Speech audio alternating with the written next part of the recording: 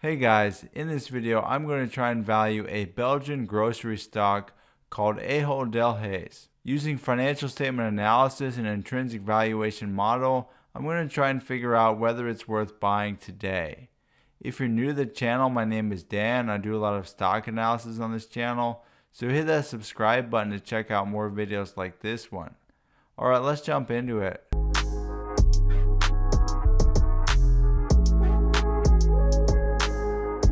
So here is their website. They are a Belgian grocery stock, but if you look at their brands here, they actually have a lot of brands in the US you might be familiar with. They got Food Lion, Giant, Martin's, things like that. They also have a lot of stuff going on in other countries. You see there in the Netherlands, you got Central and Southeastern Europe as well.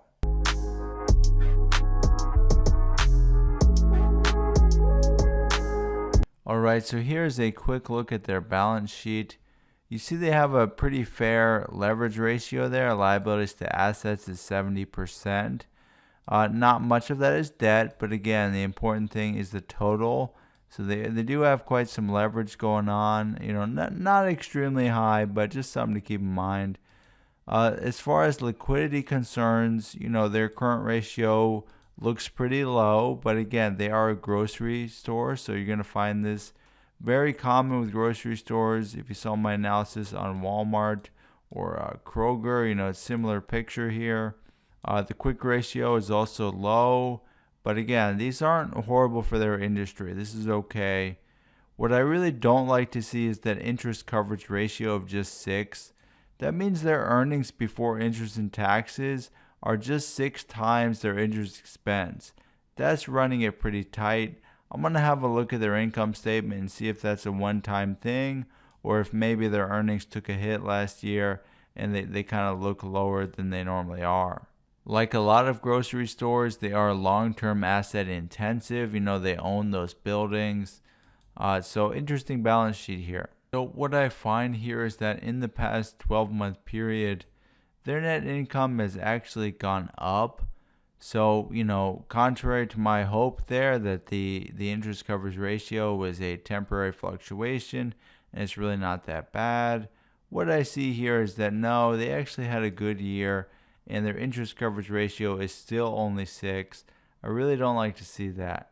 Now, that being said, while we're looking at these income statements, you can't help but notice their incredible growth in revenue over the past 6 years or so, and how that's translated to a pretty incredible growth in net income. Net income was just $926 million. Now it's $2.26 billion in just a period of about 6 years. Very impressive.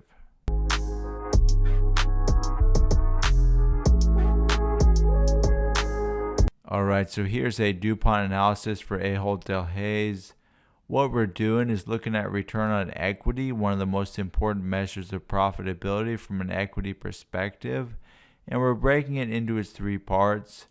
So their return on equity is really not anything amazing. It is a pretty consistent though.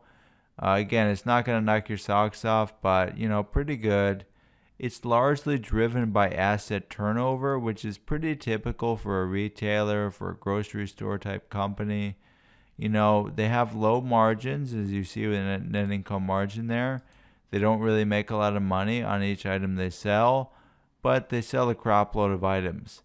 And I can see that there with the asset turnover, 1.82 for every dollar of assets, they were able to generate $1.82 in sales. Pretty good. Would like to see it go back up to where it was earlier in the decade. Around 2 or even 3. Gosh, if we get to 3 again. But overall, pretty fair business model. Nothing amazing. A little equity multiplier helping you out a little bit there.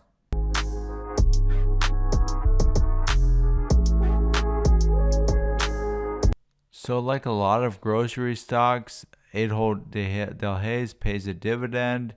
You can see their dividend growth has been pretty good. Not overwhelming, but they have raised their dividend every year for the past 5 years. I see share buybacks are pretty erratic there, being very low in some years and extremely high in others. I generally like to see that. That tells me the company is probably being strategic about when they buy their shares back, putting the most money into buybacks when they feel the stock is most undervalued. So here's a quick look at their stock. It has gone up about 14% in the past year. If you look at the 10-year chart here, it's up 84%, and that is not including dividends, so it's done, quite a bit better than that, being a regular dividend payer. It's about a $30 billion company right now. It's trading at about 13.5 times earnings, making it a pretty good deal, even if it doesn't grow much. And it's yielding close to 4%. So just on these quick metrics, there's a lot to like about this company. What's really nice about the company is that even though they're only trading at about 13.5 times earnings, they're actually growing. Normally when you buy a company for less than 15 times their earnings, you're not going to get much growth. But look at this company here. Pretty decent growth over the past decade, growing sales from about 39 billion all the way to 84 billion in just a decade.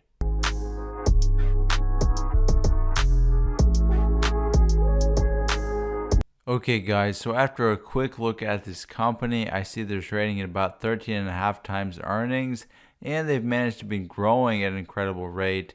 Is this too good to be true? Let's have a look at analyst forecasts and see how much analysts expect them to grow in the next couple of years.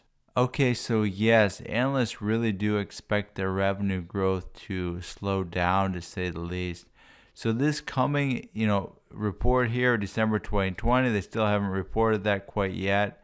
That is going to be about a 23% increase in revenues. But after that, if you look at the 2021, they expect revenues to actually go down by 4.5%. And pretty much stagnate after that, just sliding up at 2.5, maybe 3% per year. Pretty much just keeping up with inflation. So we're just going to keep this in mind as we forecast the company's cash flows. Okay guys, at this point in the video, I want to use the free cash flow to equity model to try and come up with an intrinsic value per share for Ahold Delhaize. Now, to make the model work, I'm going to need a discount rate to discount those cash flows back to present value. I think for this company, when I look at their balance sheet, when they look at the competitiveness of their industry, I think a medium to, slightly higher than medium discount rate is probably appropriate. I could see about 7%, maybe 8%. I also need to estimate a stream of free cash flows to equity for the next 10 years. After that, I'm going to estimate a terminal value for the company. So to make this work, I'm going to walk you guys through it, but we're pretty much going to start with those revenue estimates we saw by the financial analysts. So let's jump into it.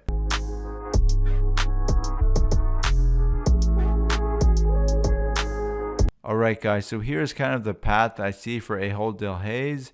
Remember, they're expected to be reporting about $88 billion of revenue for the year ended December 2020. After that, they expect revenue will decline about 4.5%, and then will kind of flatline, going up at about 2.3% per year thereafter, maybe eventually going down 2%.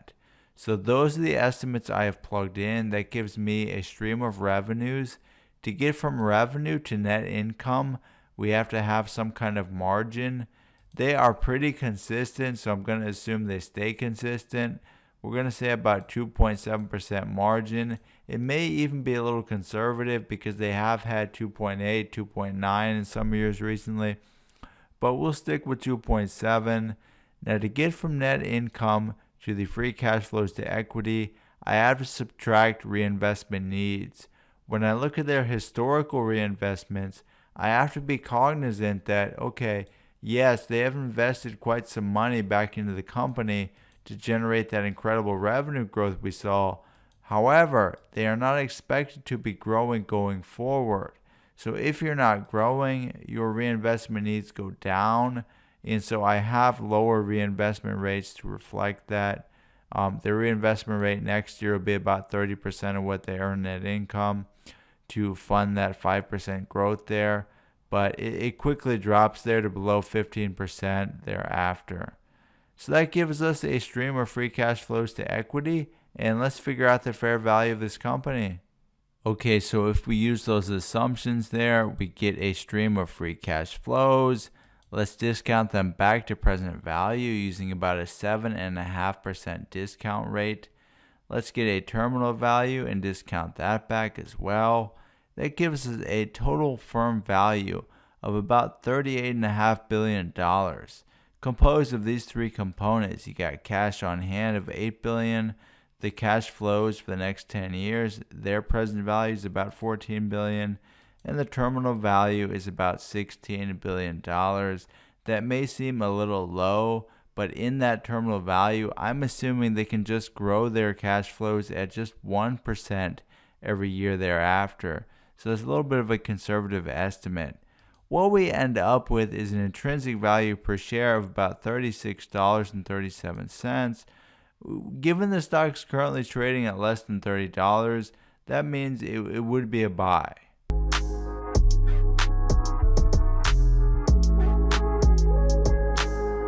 Alright guys, here are my final thoughts on Ahold Delhaize. First of all, I want to note that their balance sheet is fair, not amazing, not horrible, just fair. So the company does come with some default risk in that sense. Their profitability is, again, pretty fair, not amazing, but, consistent. So I like the consistency. I don't have any insider trading data on this company. They are an international company. They're not really listed here. You can still buy their stock through an ADR, ticker symbol ADRNY. So you are able to buy their stock. Am I going to buy it? Well, according to the intrinsic valuation analysis, it is a buy, and I usually go by that. I do weight that pretty heavily in my decision. I won't buy a stock if I really don't like the company and it's undervalued. You gotta like the company you're buying. For this company, it's really not blowing me away, but I do like it. They make money every year. They've managed to grow those earnings over time. They do buybacks. It's a good company for me. And so, yeah, I am going to buy some. It is, undervalued fairly significantly. If you consider it's trading at about $28 right now, and it's worth about $36 according to the analysis. So, really, it's a good deal. And even in that analysis, I think I have been a little conservative. If you look at a lot of the estimates there, I could have easily had them growing their revenues at, say, 2% every year after 10 years. I picked 1%. It still turned out to be a good deal. So I think you have a little margin of safety there.